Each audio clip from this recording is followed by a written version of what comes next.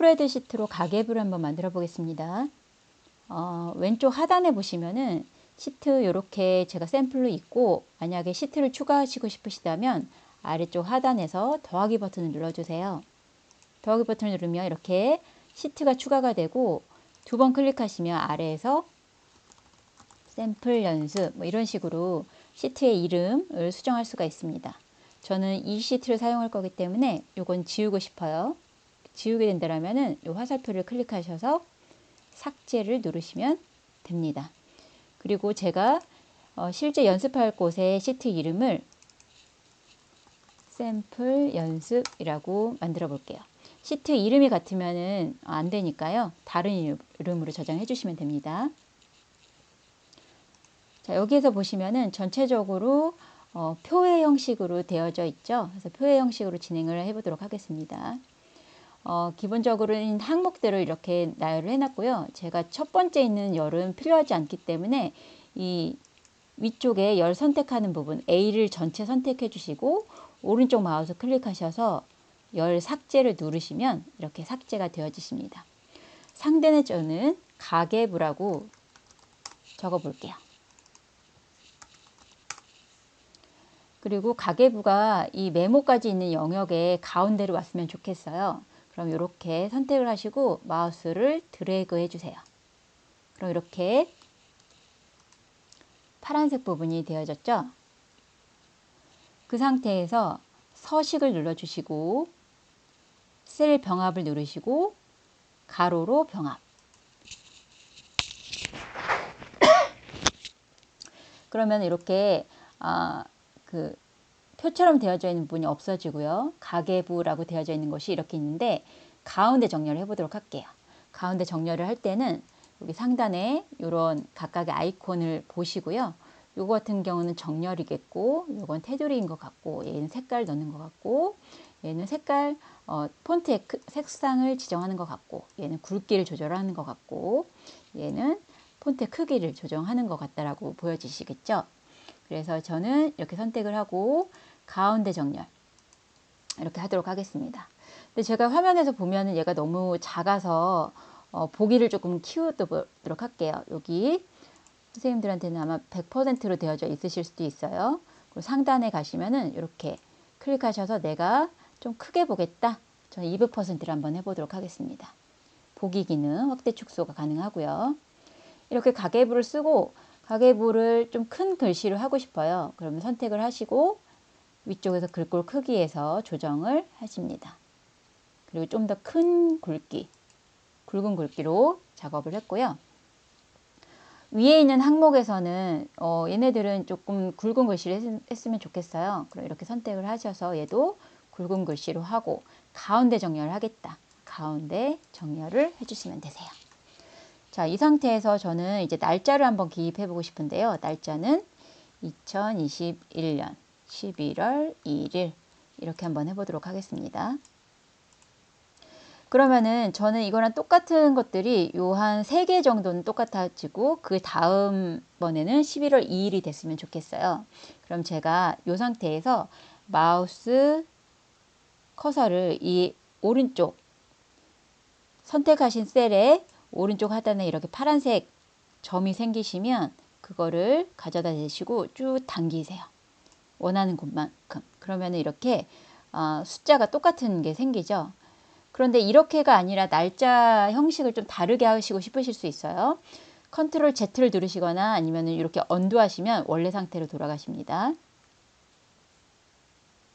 그럼 여기에서 중간에 이렇게 스페이스 키 같은 슬래시 같은 것들을 넣어서 이렇게 날짜를 좀 다르게 수정하실 수가 있잖아요. 근데 이렇게 하게 되면 뭐 슬래시도 그렇고 대시도 마찬가지인데요. 이렇게 해서 이렇게 하시면은 숫자가 1, 2, 3 날짜가 계속 바뀌네요. 이럴 경우에는 바뀌지 않게 하려면 요 하나를 똑같은 것들을 복사를 해서 아래에다 넣어주세요. 컨트롤 C 그리고 컨트롤 V 하시면 이렇게 되어지잖아요. 그리고 요거 두 개의 패턴을 읽으셔서 이 상태에서 이렇게 끌어다 놓으시면 똑같은 날짜가 들어가게 됩니다. 마찬가지로 여기에서 이렇게 하시면은 11월 2일이 되겠죠. 얘도 컨트롤 C 컨트롤 V 하고 이 패턴을 읽혀서 이렇게 해주시면 날짜 형식을 좀 달리 하실 경우에는 이렇게 진행하시면 되세요. 날짜로 이렇게 입력을 했고 순서도 제가 11월 1일에 대해서 첫 번째, 두 번째, 세 번째, 네 번째 이렇게 하고 싶은데 이럴 경우에 몇 개 안 되니까 그냥 숫자를 쓰면 되지만 저는 이거를 가지고 1번, 2번까지만 쓰고 난 다음에 이 패턴을 두 개, 하나씩 증가하는 패턴대로 하겠다라고 하면은 이거를 선택하신 상태에서 원하는 곳까지 드래그 하시면 하나씩 순서대로 바뀌어지는 걸 확인하실 수 있습니다. 그리고 1, 2 하게 되면은 이렇게 또 순서대로 가서 뒤에까지 이렇게 순서를 쭈루루 연번을 만드실 수가 있으세요. 그리고 나서 저는 이 가격 부분에 2000이라고만 되어 있으니까 이게 금액인지 아닌지 잘 모르겠어요. 그래서 얘를 가격 부분을 선택을 하시고 위쪽 상단에 가시면 이렇게 원표시가 있습니다. 얘를 원표시를 눌러줄게요.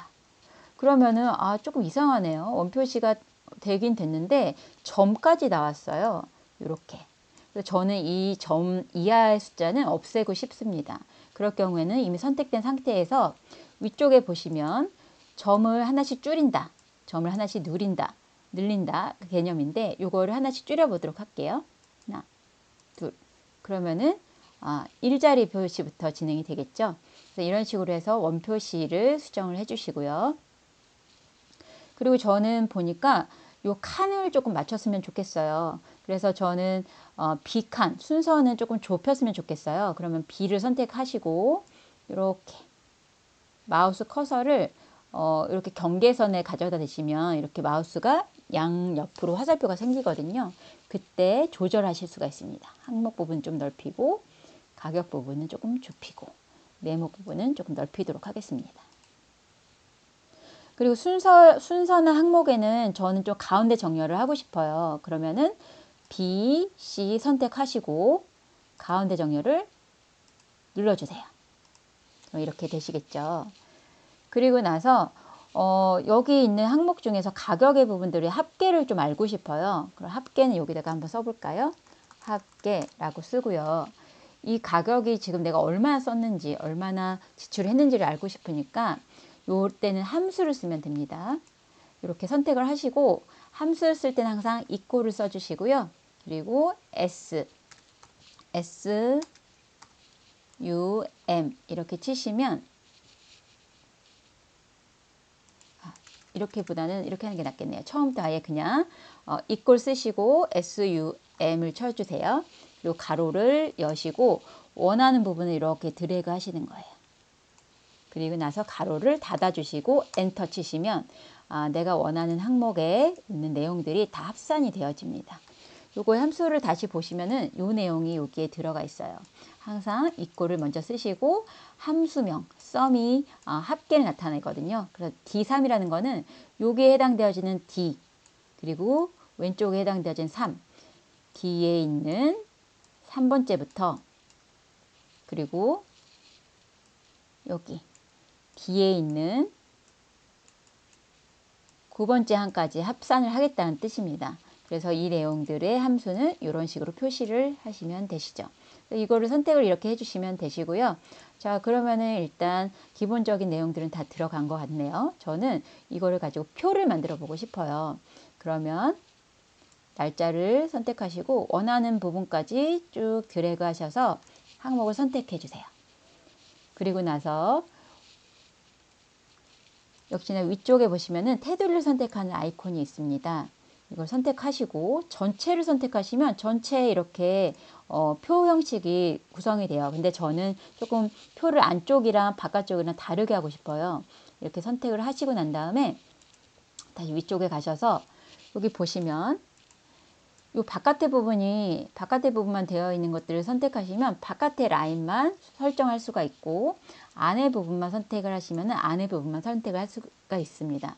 그래서 저는 이걸 선택하고 바깥의 부분을 다른 색을 선택할 거예요. 파란색.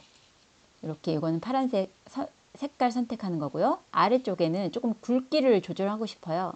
굵기를 조절해서 이렇게 굵게 해보겠습니다. 그리고 이렇게 파란색이 바뀌었네요. 안에 있는 것들은 다시 선택하시고 이렇게 안에 부분들에 있는 부분들의 선을 선택을 할게요.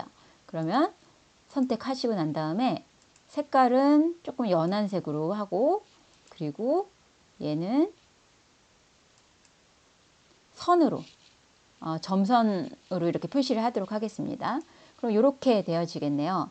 그럼 표가 거의 다 완성이 된 것 같은데, 저는 이거를 이렇게 위쪽에 항목들은 색깔을 좀 넣고 싶어요. 그럼 원하는 부분을 선택을 하시고 위쪽에 채우기를 가셔서 원하는 색깔을 이렇게 넣어주시면 이렇게 항목 부분의 색상도 변경이 되었습니다.